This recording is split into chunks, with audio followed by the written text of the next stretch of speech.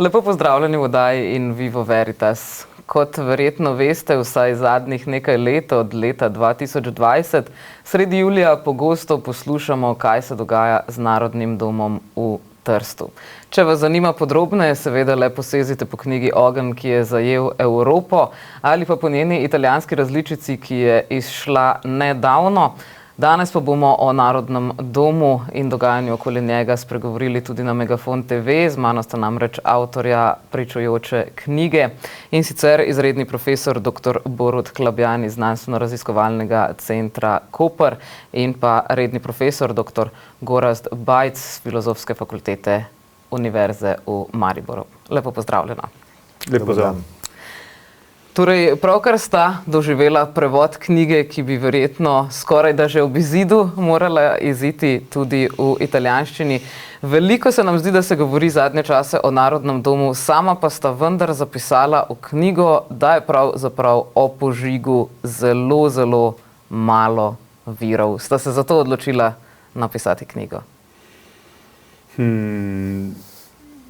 Boš ti ali bom... Recimo, lahko pričnem jaz. Motivacija za knjigo je nastala, ker se je približevala stoletnica požiga. Torej, 13. julij 2020 stoletnica. In prvotni namen je bil pripraviti eno knjigo, ki bi obsegala med 150-180 strani. In potem se je zgodilo, da tukaj se je zadeva precej razširila.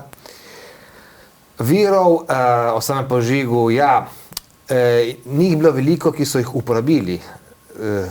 Oba pa sva tudi v prejšnjih letih, predvsem v prejšnjih letih, počasi zbirala po raznih arhivih, kjer sva raziskovala vire, ki so povezani s tem, in sva se zavedala, da sva zbrala že ogromno. In torej tukaj zadeva okoli požiga se je bistveno razširila, če gremo po straneh. In tudi sva si rekla, ne sme to biti edini cilj knjige, tudi kaj je bilo prej in kaj je bilo pozneje. In tako knjiga v slovenščini ima 456 strani, italijanski prevod je malo zreduciran, malo drugačen format, seveda ima 400 strani, in nastala je tako solidna znanstvena monografija, ki pa je širša, ni samo požig. Vseeno pa knjiga nosi letnico 2021, kje se je torej zalomilo?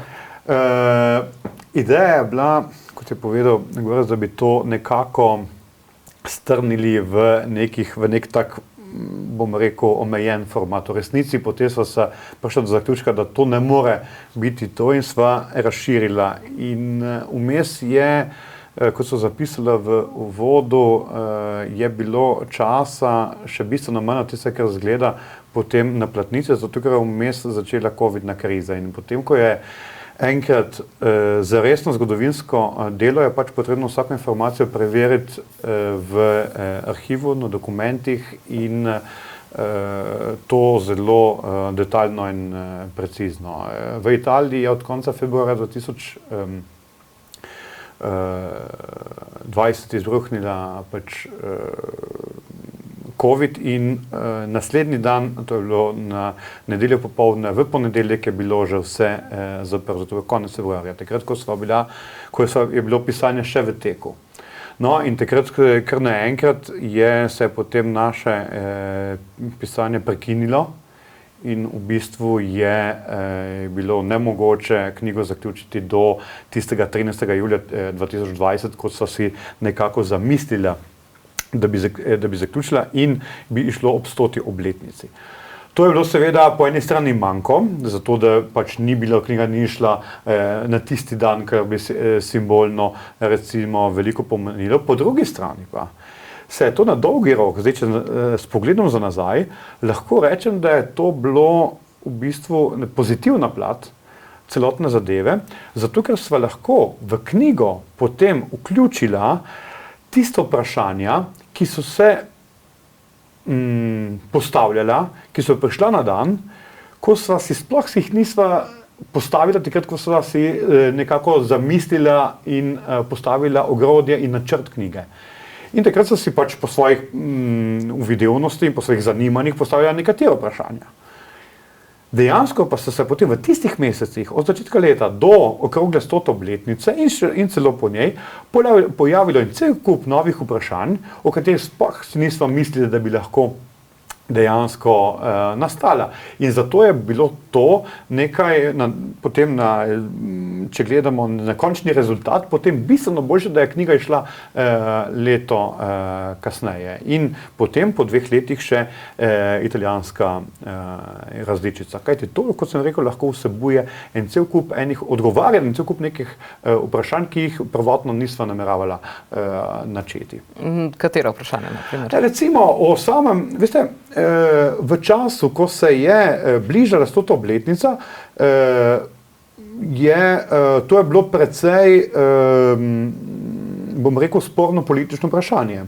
In se dotika nekih političnih vidikov, ki so pač v ospredju trenutno italijansko-slovenskih odnosov, ampak ki seže tudi širše, recimo v samo ogrodje Evropske unije in evropske zgodovine, konec koncev, ker se povezujeta preteklost, sedanjost in prihodnost Evrope, tako kot jo razumemo in kot jo bomo želeli interpretirati za prihodnje. No? In tukaj je seveda vloga fašizma, antifašizma. Tukaj je vloga že samega narodnega doma, ki je bil v nekem smislu moteč element. In celo do take mere, kjer so nekateri trdili, da so si narodni dom v bistvu požgali Slovenci sami.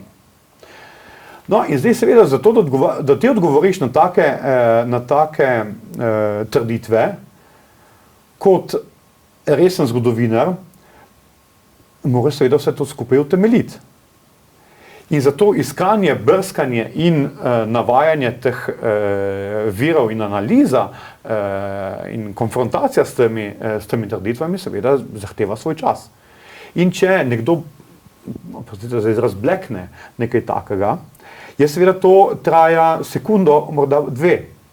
Ti zato, da neko laž postaviš pač da jo razkrinkaš in da pokažeš, da utemeljiš, pa traja bistveno dlje. In seveda, ves ta proces je potem trajal nekaj časa in rezultat pa je na dlani, zato da tisti, ki bo želel pač graditi na teh informacijah, ki sva jo skupaj s kolegom dr. Bajcem postavila, tukaj analizirala, slonijo na zelo preciznih in preverjenih informacijah. Informacije, ki smo jih dobili okoli 100. obletnice, so sicer vse nekako namigovale, da vsaj do leta 2023, v katerem se nahajamo, bo pa dejansko Narodni dom prešel v slovenske roke. Ob branju vajine knjige pa sem se spraševala, ne bi bilo bolj korektno, če bi iz tega naredili panslovanski dom, glede na to, kakšne so bile začetne želje? Tudi takrat, pred 100 let, je to bilo vprašanje, to bila tema. Ali ne bi morda vključili vse slovanske skupnosti, ki tvorijo naš današnji Trst, so govorili takrat leta 1904, ko so postavili, oziroma še prej, ko so planirali, načrtovali ta Narodni dom. In tudi takrat so bile taki načrti. Potem dejansko je bil Narodni dom v slovenskih rokah. V njem so sodelovali tudi druge slovanske skupnosti, od Čehov do Hrvatov do Srbov in tako dalje, ampak dejansko to je bil primarni slovenski narodni dom. Zdaj, kako bo, seveda v prihodnje, lahko o tem samo sklepamo, načrtov je, verjamem, veliko, idej še toliko več, zato pa seveda so drugi naslovniki teh vprašanj. Midva sva seveda napisala zgodbo do zdaj, kako bo naprej, pa na to nimava kaj bistvenega vpliva. Lahko pa seveda rečemo naslednje, gotovo Narodni dom, ta palača, ni več tisto, kar je bila. Ko so jo zgradili 1904 leta, to je bila palača, ki je bila multifunkcionalna, imela gledališče, imela restauracijo, druge lokale, en del je bil Hotel Balkan, več stanovanj, več društev je tam domovalo, pač raznovrstna, kako rekel, aktivnost se je odvijala. Potem, ko ga požgejo, potem, ko ga morajo prodati, potem, ko ga restaurirajo, ni ostalo več nič notranjega, kar je bilo. Torej, funkcija Narodnega doma ne more biti več tisto, kar je nekoč bila. In tudi verjetno dan danes takšnih polifunkcionalnih palač niti ne uporabljamo več, recimo, kot družba. Morda bi lahko bile zanimive, recimo, zdaj so nakupovalni centri, ki imajo marsikaj, no, kulture bolj malo. Hočem reči, tukaj imamo pred sabo neko zgradbo, ki je seveda tudi lepa navzven, vendar notranjost je popolnoma različna. Kot je rekel pravilno Borut, kaj bo, to lahko si samo predstavljamo. Seveda, ne smemo pa reči, da slovenska manjšina v Italiji ne potrebuje nekega svojega centra, recimo v prvi vrsti Narodna študijska knjižnica, ki ima svoje prostore v centru mesta, vendar pokajo po šivih, ker nima več prostora. To gotovo zanje bi bilo zelo, zelo pomembno. Kar pa je simbolno in potem tudi faktično zelo pomembno, pa je tudi naslednje, kar je tudi rdeča nit celotne zgodbe, da Slovenci v Italiji so prisotni v samem centru mesta. To je tiste, ki so mu nasprotovali Narodnemu domu, potem tisti, ki so ga požgali, to jih je najbolj motilo. Slovenska prisotnost v samem osrčju, zgodovinskem osrčju mesta. Slovenci so lahko samo kot perice, samo kot navadni delavci, ne pa kot tisti, ki so se uveljavili ekonomsko, politično, imeli so svoje banke in tudi zelo močne. Imeli so veliko politično moč, to govorimo pred prvo svetovno vojno. In to je za nacionalno-liberalne kroge bilo zelo boleče. To je bil pravi trn v peti. In zato nekateri, ko smo tudi predstavili knjigo, so celo rekli, moral je biti požgan. Na nek način, ja, so si želeli, bil je materializacija zelo konkretnega uspeha Slovencev v samem osrčju Trsta. In to je bila tista ključna zadeva, ki ni šla nekaterim v računi in zaradi tega tudi potem problemi z vračanjem, problemi, ki jih zelo podrobno opiševa, v raznih fazah, sploh odnos do te stavbe. Pravzaprav nek bojkot zgodovine je bil, ker niso hoteli, recimo po drugi svetovni vojni, samo kot primer, priznavati vodilni krogi v Trstu, da Narodni dom je bila neka zibelka zelo visoke kulture, ko je delovala. Govorili so pač, da so imeli neko amatersko gledališko dejavnost, ki je bila tako zaprtega tipa, nič kaj posebnega, podcenjevanje. Tako vemo iz podatkov, da recimo teater, vsaj če govorimo o gledališču, v tem Narodnem domu je bil najvišje kvalitete.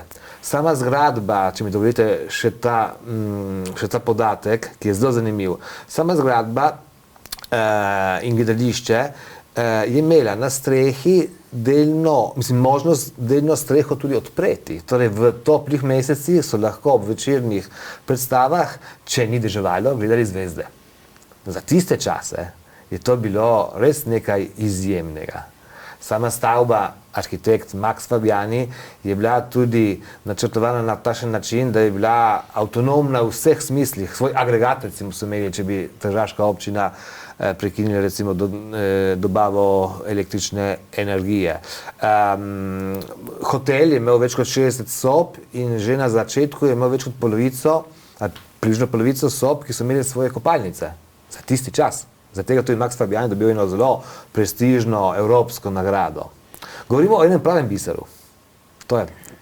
In ta biser je bil moteč. Ampak kdaj se je ta motnja pravzaprav začela? Glede na to, da je ta mogočna stavba, omenili ste banke, hranilnice, so bile že vzpostavljene. Kdaj je potem to postalo moteče? Je to se pojavilo s pomladjo narodov, ko so ljudje dejansko začeli govoriti malo bolj, mi smo Slovenci, mi smo Italijani. Generacije so že živele na istem področju in tudi večina jih je govorila slovensko, kot pišete. Ja, seveda, zdaj tukaj je v bistvu problem moteč, zato ker je Slovenci v tem buržoaznem, meščanskem 19. stoletju je center mesta predstavlja v bistvu tisto jedro neke civilizacije v najširšem smislu. In v tem si ta evropska meščanska družba, to seveda ne gre samo za Trst, to lahko govorimo v neki evropski dimenziji, zato lahko to razširjeno marsikatero drugo mesto. Seveda sama sebe predstavlja mesto kot center tistega civilizacije, tiste družbenega vzpona. Če je bilo recimo v prejšnjih aristokratskih obdobjih, je bilo seveda dvorec center vsega, je zdaj postane z vzponom meščanstva, postane mesto tisto okolje, v katerem se izraža moč novega družbenega sloja, tega meščanstva, ki je seveda v mestu uspel in v mestu kot takem vidi seveda svoje jedro svojega uspeha. In seveda z uveljavljanjem nacionalne ideje tekom 19. stoletja, nekje prej, nekje pozneje, nekje drugod nikoli, ali pa celo v 20. stoletju, ali pa celo v 21. recimo. Z uveljavljanjem seveda ta nacionalne ideje, prejšnje ali pa dotedanje strukturiranje družbe, seveda dobi tudi neke nacionalne okvire. Seveda meščan, civiliziran, bogat, kultiviran v mestu, ki je seveda enačen z Italijanom. Barbar, podeželski, kmetavzer na obrobju tega prostora, pa dobi seveda etiketo Slovenca, Slovana. In tukaj sta seveda dva svetova, ki naj ne bi komunicirala. V resnici seveda gre tukaj za neko mešanico, ki pa je morala biti strogo ločena. Zaradi neke ne več samo socialne, ampak tudi etnične hierarhije, ki je takrat obveljala v družbi. In če je bil Slovenec, Slovan v mestu sprejemljiv kot delavec, kot perica, kot na nekem nižjem socialnem, nižje socialni stopnički, seveda potem v redu, ampak v teku 19. stoletja je seveda Trst, ki je kot mesto kot tako postalo najpomembnejše mesto na tem območju in je z svojim pristaniščem dejansko precej obogatilo in v teku 19. stoletja privabilo od vse povsod precej migrantov, precej ljudi, je tukaj seveda Slovenci so bodisi številčno, ampak tudi ekonomsko in kulturno precej napredovali. Tako da so v drugi polovici 19. stoletja seveda tukaj ne samo številčno, ampak tudi v smislu zahtevali seveda tudi svojo dajmo reči, mesto pod soncem. In to so začeli uveljavljati seveda kot posameznika, potem vedno bolj tudi kot skupnost. Če jim je to uspelo na nekimi gospodarski ravni kot posamezniki z bankami, pa tudi s podjetji. Če pomislite, slovenski kapitalizem se rodi v Trstu, nekje največji slovenski bogataši, seveda jih imamo najprej v Trstu in šele potem v drugih italijanskih, ja ne vem, če je to kompliment ali pa ne, ampak vsekako dejansko je nekdo je prihajal v Trst zato, da je zaslužil. In nekaterim je to tudi lepo uspelo, tako da in je v naslednjih desetletjih seveda se to širi, to se je potem kazalo na širši družbeni ravni, manj na politični ravni, kjer je bila seveda oblast v rokah pa italijanskih nacionalistov, recimo. Tako da tukaj, vsaj do prve svetovne vojne, in seveda še toliko manj pozneje, jim ni nikoli uspelo. Ampak seveda ta gospodarska rast je sproducirala tudi to možnost, da so z svojim lastnim kapitalom uspeli vzpostaviti neka okolja, neke centre, kot je bil seveda ideja Narodnega doma, ki so jih sicer že imeli v prejšnjih letih v nekaterih okoljskih predeljih, recimo Trsta, ne vem koliko ga poznate, ampak recimo v Barkoljah so že imeli svojo, recimo tako reprezentančno stavbo, svoj narodni dom, pri Svetem Ivanu prav tako, v Škednju tudi, pri Svetem Jakobu tudi. Skratka, vsi ti Kako da so oni imeli prej narodne domove? Zato, ker so to bila okolje, ker je bila večina, ali pa če ni bila večina, je bila številčnost Slovencev zelo markantna. To je eno. In drugič, ni bil problem, če si ga ti imel v Škednju, zato ker ni bil center mesta. In kot tak ni bil problem, če si bil ti viden v Škednju, viden v Barkoljah, viden pri Svetem Ivanu. Center mesta pa je veljal, in to citiram, parafraziram in tudi en citat, ki ga uporabljamo v knjigi, je veljal za sveta italijanska tla. Tam edino to je, čeprav v Avstriji je Trst moral veljati za kulturno gledano italijansko mesto in to izključno italijansko mesto. In kot tako se ga je želela ta italijanska nacionalna in nacionalistična elita kot taka tudi prikazati. In seveda, ukolikor bi dovolila Slovencem neko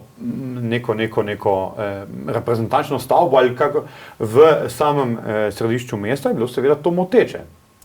In v tem je problem Narodnega doma, vprašanje Narodnega doma. Ne gre toliko za stavbo kot tako, ki je bila seveda zelo prestižna in nedvomno tudi pomembna in lepa in tako dalje, gre seveda kot prispodoba za slovensko prisotnost v Trstu.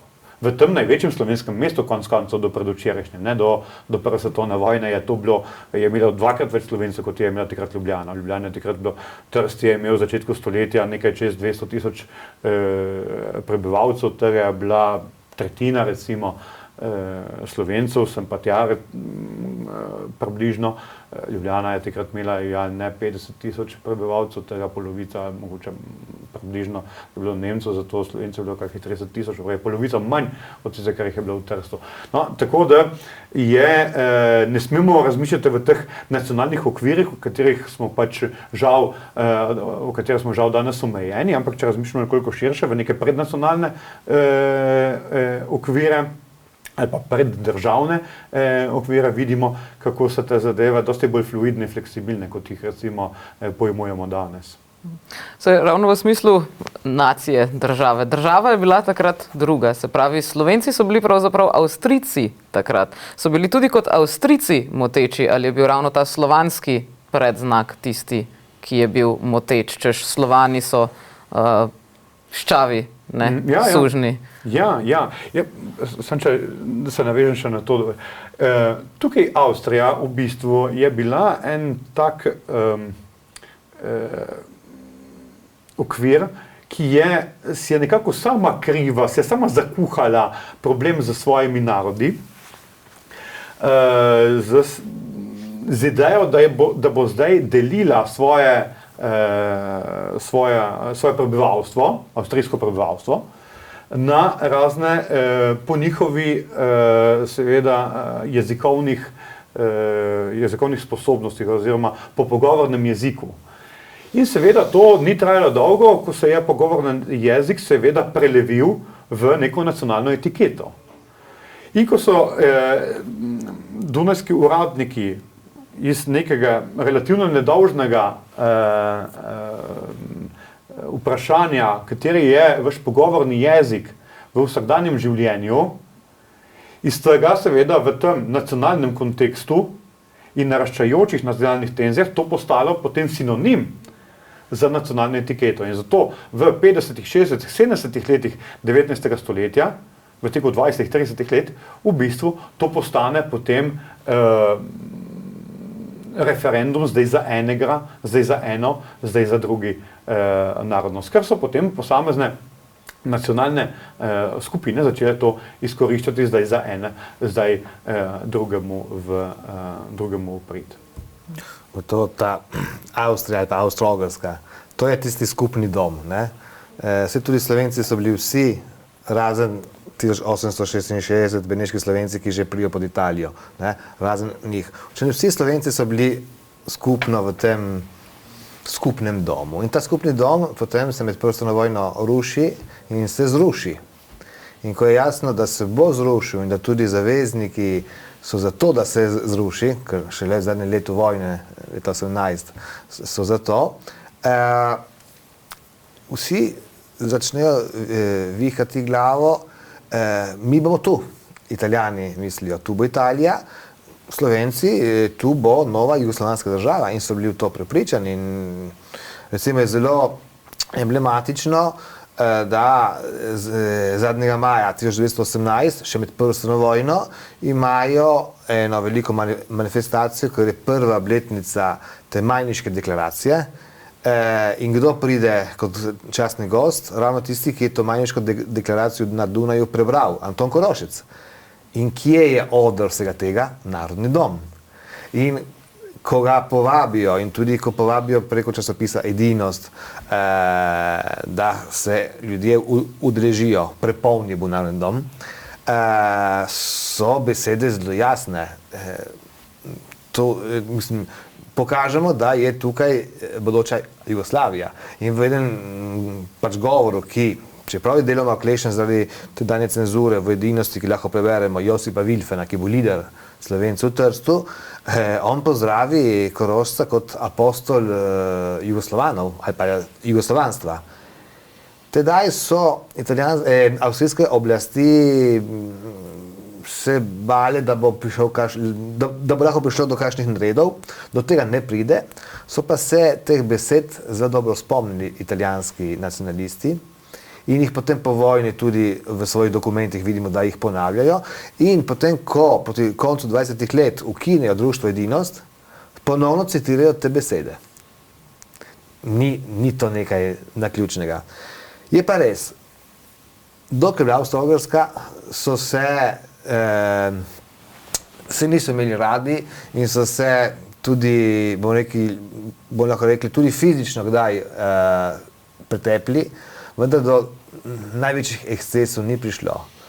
Ko pa pride do tega preobrata, do tega cunamija, Avstro-Ogrska ni več, Italija pride na to območje, vojaško zasede in je tista, ki ima moč, jugoslovanska stran je nima, uvede takoj vojaški režim, ki njim se mi zdi, da mora biti logično, da bodo vsi sedaj podložni novi državi.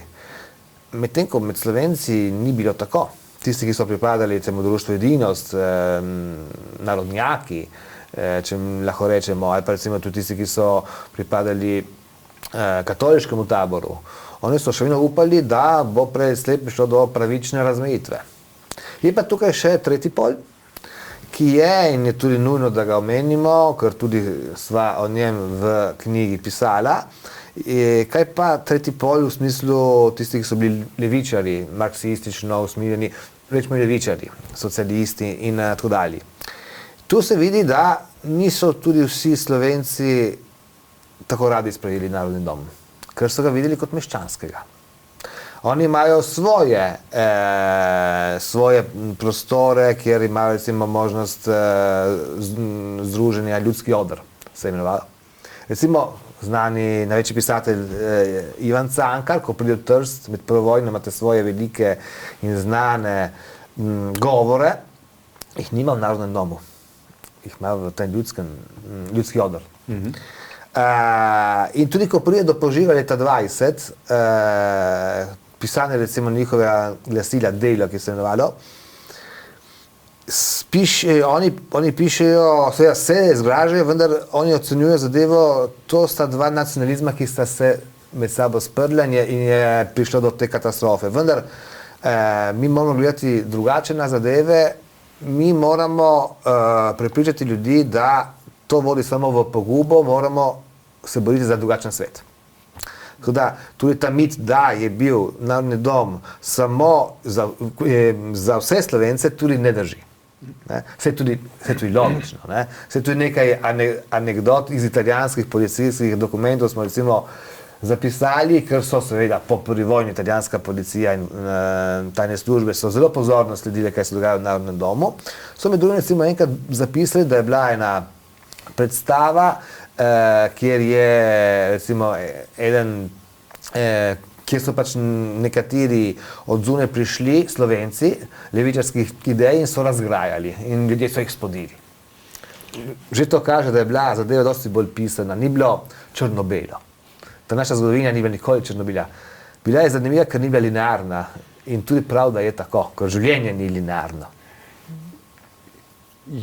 Jaz bi k temu dodal še to, kako so socialisti na to gledali, je v bistvu na požig, če se prav spomnim, kaj je Delo pisal, to ni naš boj, ne?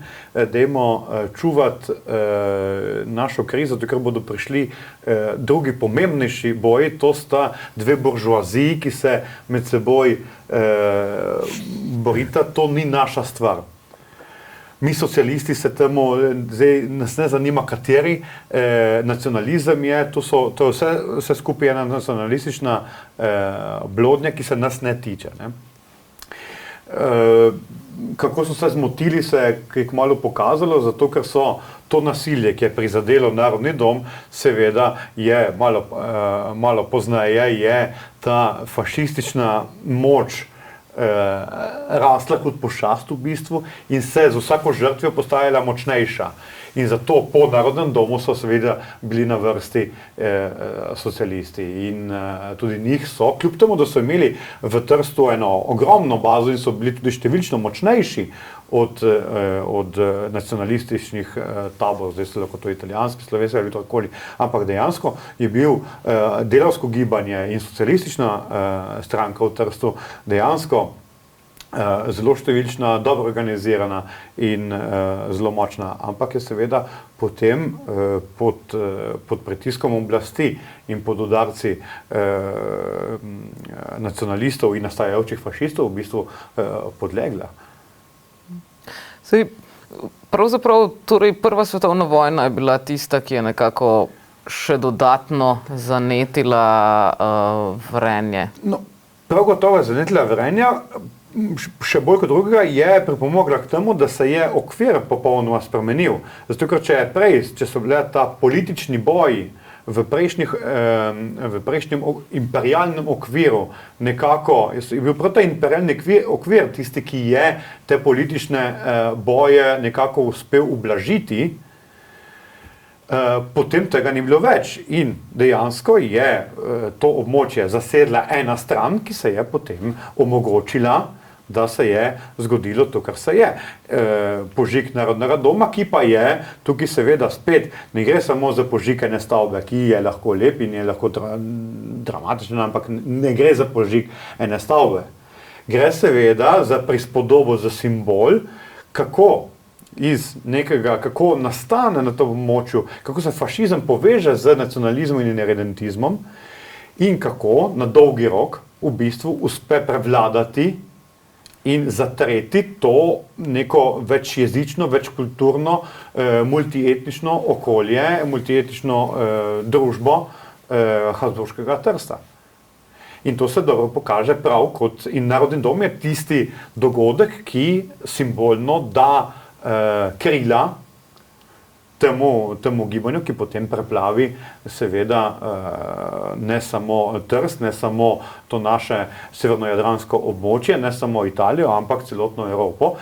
In tukaj vidimo, kako potem v naslednjih letih v bistvu imamo in zato tudi tak naslov, ker tukaj seveda to lahko beremo samo kot neko tržaško zgodbo, kjer pač se žgejo neko lepo palačo, ampak seveda ni to namen. Namen je ta, da knjigo beremo kot neko prispodobo, zato da vidimo, kako se lahko nek fašizem uveljavi iz nekega majhnega okolja in potem prevzame celotno evropsko družbo.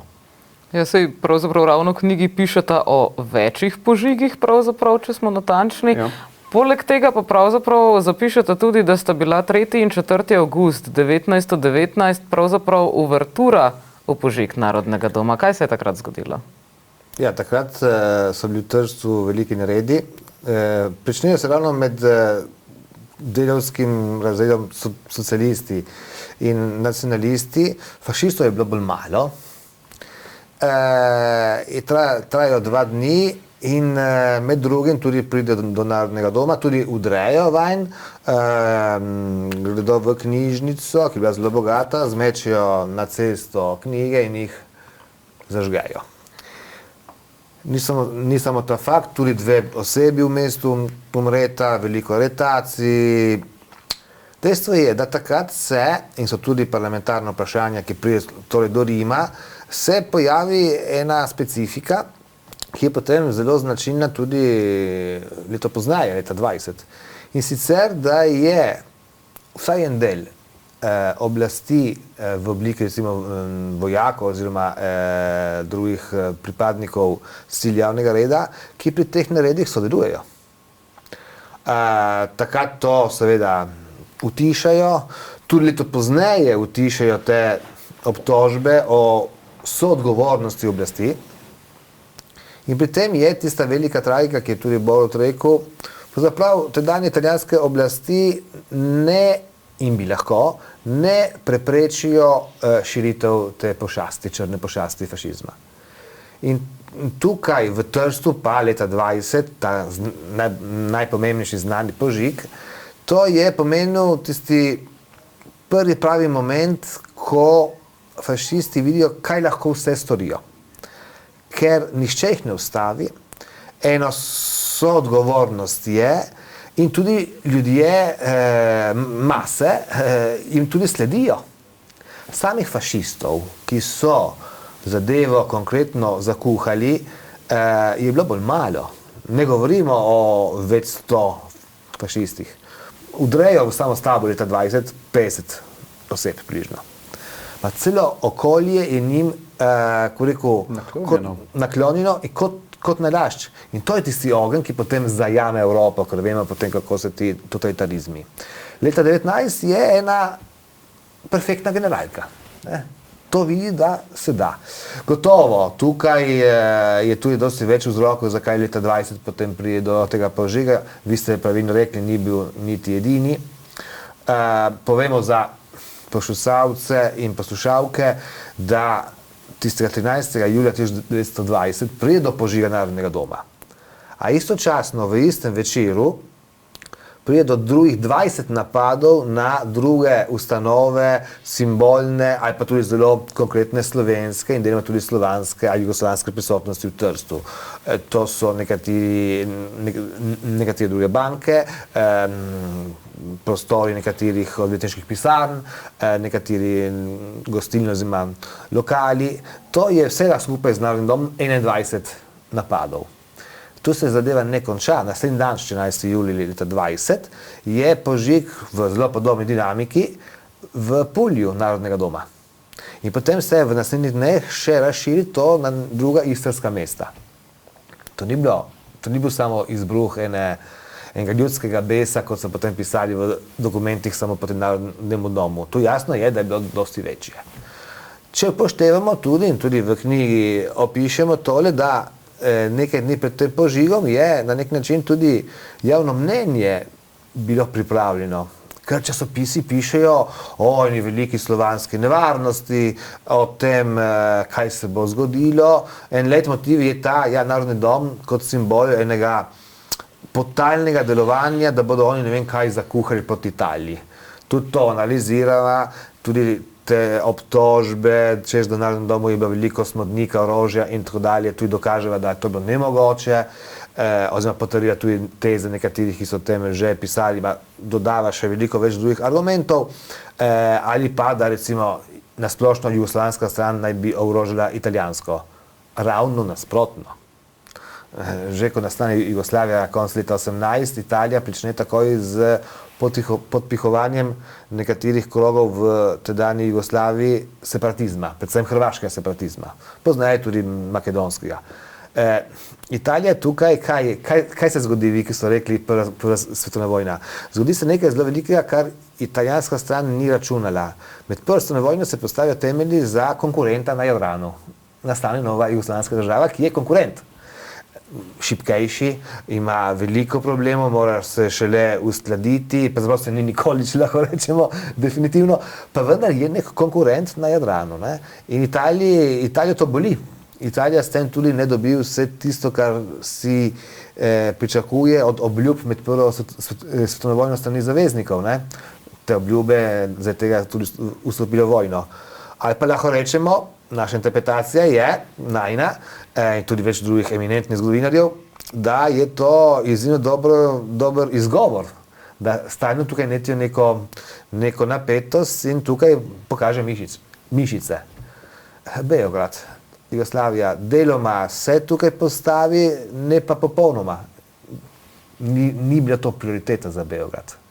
Trst, Narodni dom in vse to. In to pomete malo pod preprogo. In to je skoraj tragika pravzaprav Narodnega doma. Potem uradne jugoslovanske oblasti, da dobijo nek modus vivendi z Italijo, kompromis, Rapalska meja čez nekaj mesecev, novembra leta 20, želijo umiriti zadeve. In tudi uspejo. Dolgoročno se to potem izkaže tudi to kot v bistvu ne ravno najbolj inteligentna poteza, ker Italija potem še dalje pritiska.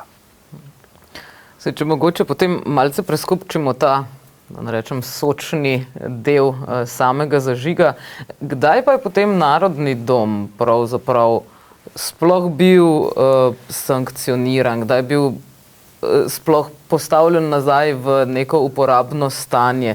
Kako se jim je mudilo sploh z obnovo? So jo sploh lahko izvedli? Kdaj je Narodni dom spet postal torej uporaben? Ja, bom jaz v smislu, Slovenci so ga želeli že od samega začetka obnoviti. Ampak za to ni bilo več primernih okoliščin. Ne toliko, da ne bi imeli dovolj denarja, čeprav tudi to bi bilo ogromne vsote in dejansko ni bilo, pa seveda tisto okolje se je popolnoma spremenilo. Ni bilo več stare Avstrije in v Italiji, v taki Italiji, seveda prostora v takem Trstu, v italijanskem Trstu, prostora za Narodni dom dejansko ni bilo več. Zato so bili prisiljeni ta v bistvu ruševine stavbe prodati 3 leta pozneje po eni smešni ceni in ta firma, ki je to odkupila, ki je bilo v bistvu, ki so odkupili italijanski nacionalisti, so iz tega naredili hotel Regina od leta 26, takrat odprl svoja vrata in kot tak potem bil vse do druge svetovne vojne, konec koncev. Ko ga na dan po osvoboditvi Trsta, 1. maja 1945, zasedajo britanske čete in ga vanj postavijo svoje oficirje in njihove družine. Tako da v bistvu od takrat, ko Trst potem tudi prevzamejo in ga administrirajo za naslednjih 9 let, do leta 1954, je v bistvu Narodni dom postane, oziroma hotel Regina potem postane Devonshire House, tako ga imenujejo v času anglo-ameriške zavezniške uprave in kot tak potem je eno izmed tistih središč britanske vojske, ki ga predajo potem spet ko odidejo iz Trsta leta 1954, potem to spet prevzame družba, iz katera potem spet nastane hotel Pik, ki pa zapre svoja vrata sredi 70-ih letih. 76 takrat gosti recimo po nekaj mesecih tiste družine, nekatere seveda, ne vse, ki so se mi zrušili domovi med potresom v Furlaniji maja 1976. Potem to stavbo prevzame dežela Furlanija, judijska krajina, ki je medtem nastala na tem območju, ki da stavbo v uporabo Tržaški univerzi.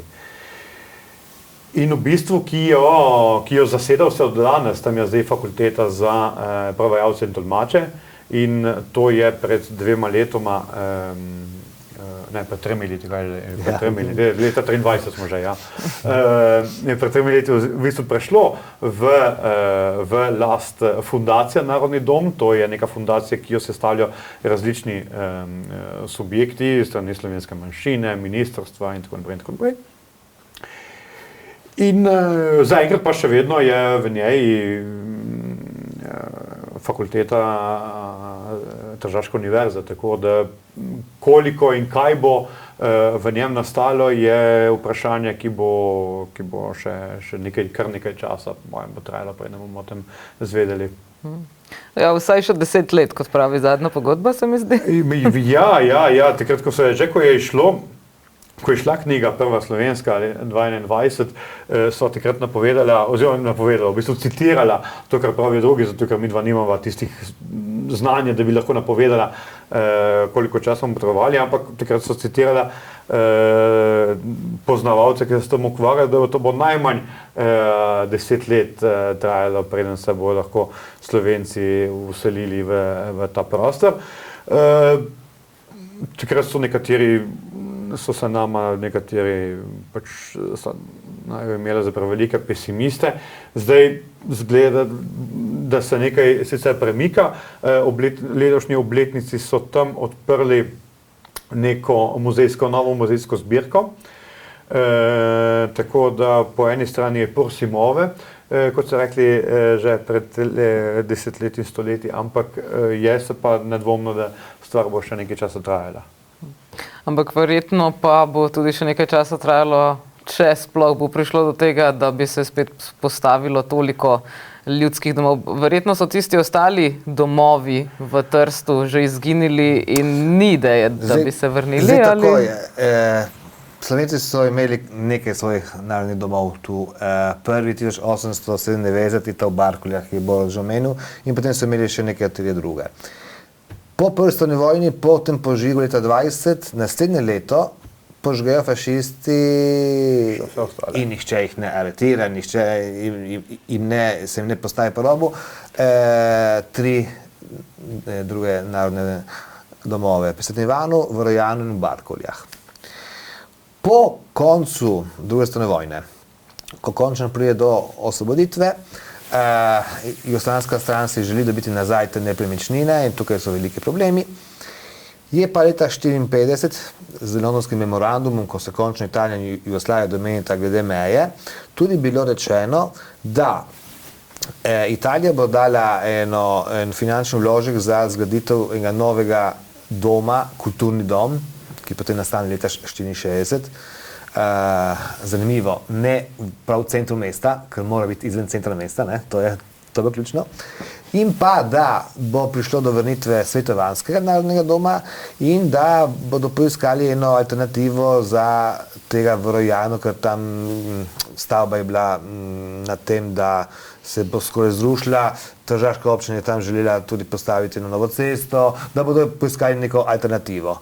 V bistvu iz tega, kar je bilo, Italija je dala ta finančni vložek za kulturni dom, čeprav potem tudi v italijanskih verziji, ki smo nekatere zadeve tudi dodatno dobili, deloma naj bi Američani bolj plačali kot Italija, to je pač drugo vprašanje.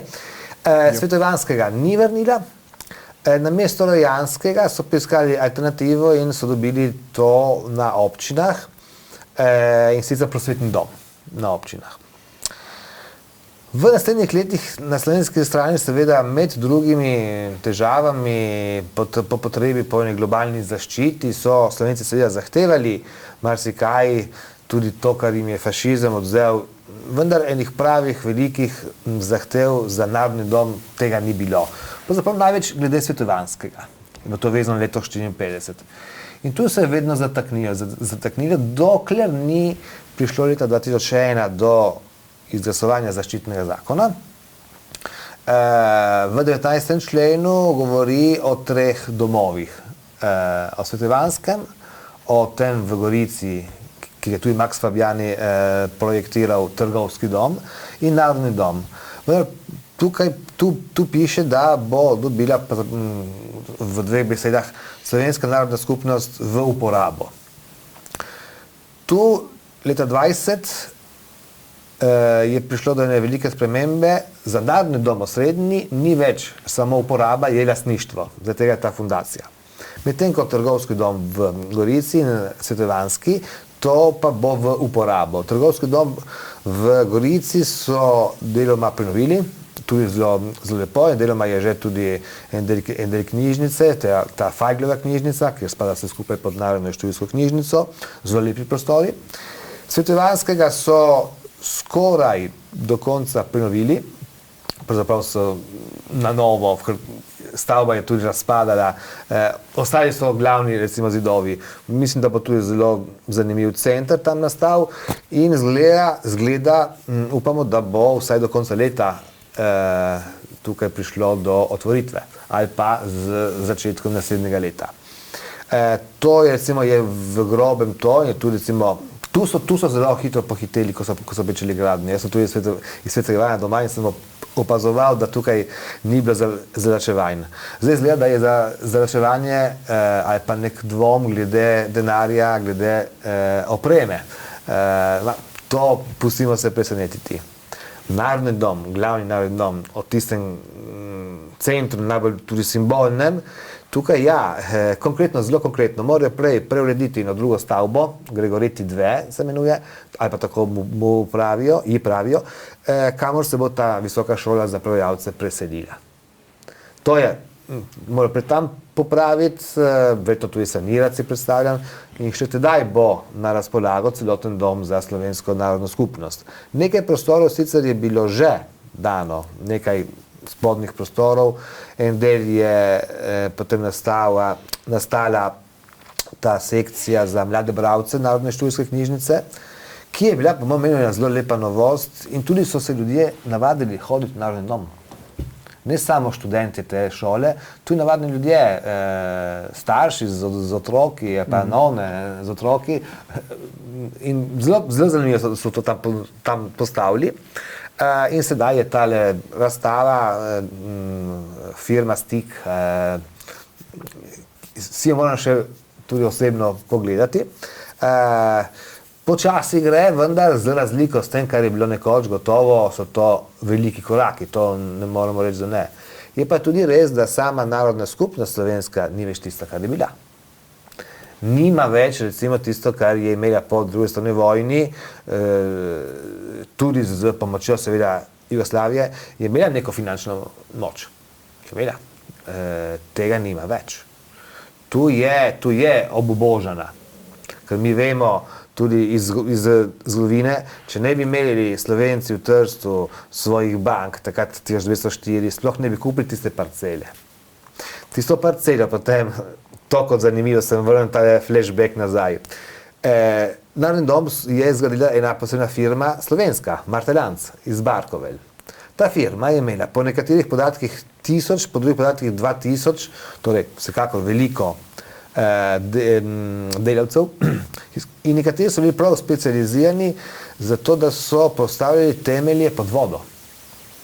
Ker tista cona v bistvu je prav zraven morja in so morali bonificirati tudi.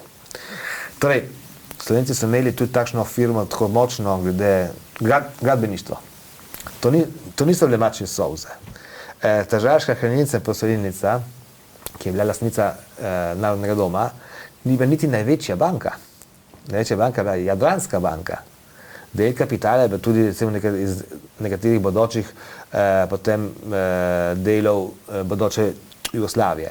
Jadranska banka je bila tista največja, ki o požigu tudi njo napadajo in v kratkem se odloči, da se bo izselila iz Trsta, kar je tudi storila. Nek kapital je tudi odšel. Tisti požig, če gledamo iz finančnega zornega kota, je velika katastrofa. Je pa samo vrh ledene gore, kar se tiče finančne katastrofe za Slovence. Ta družba, ta banka, hranilnica posojilnica, ki je zgradila Narodni dom, je imela tudi veliko drugih parcel. eno zelo zanimivo, prestižno, recimo ob morju, tam pri Grljanu, zraven Miramara. To je krasno letovišče. Tudi tukaj celotna štorija iz finančnega vidika je dosti večja.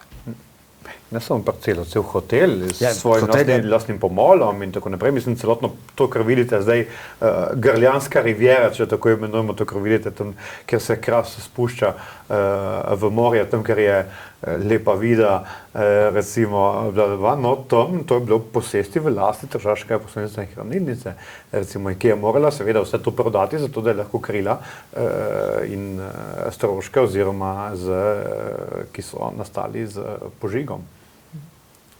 Ja, lepa hvala za to razlago. Zgleda so neki časi bili bolj zlati, kot mora biti danes. O njih lahko torej zdaj vsaj beremo, tako v slovenščini kot italijanščini. Lepa hvala, da sta si vzela čas in sta se oglasila tudi v našem studiu. Hvala vam. Hvala vam. Tako vi, dragi gledalci, pa kot rečeno v slovenščini lahko že 2 leti berete Ogenj, ki je zajel Evropo s podnaslovom Narodni dom v Trstu 1920 do 2020, kjer boste lahko izvedeli tudi marsikaj o dogajanju prej, potem in pa seveda o družbi in politiki, ki sta se tedaj okoli tega vili. Od nedavnega pa lahko posežete po knjigi tudi v italijanščini. Kaj več, torej preberite sami. Mi pa se vidimo ponovno na Megafon TV. Pa lep pozdrav.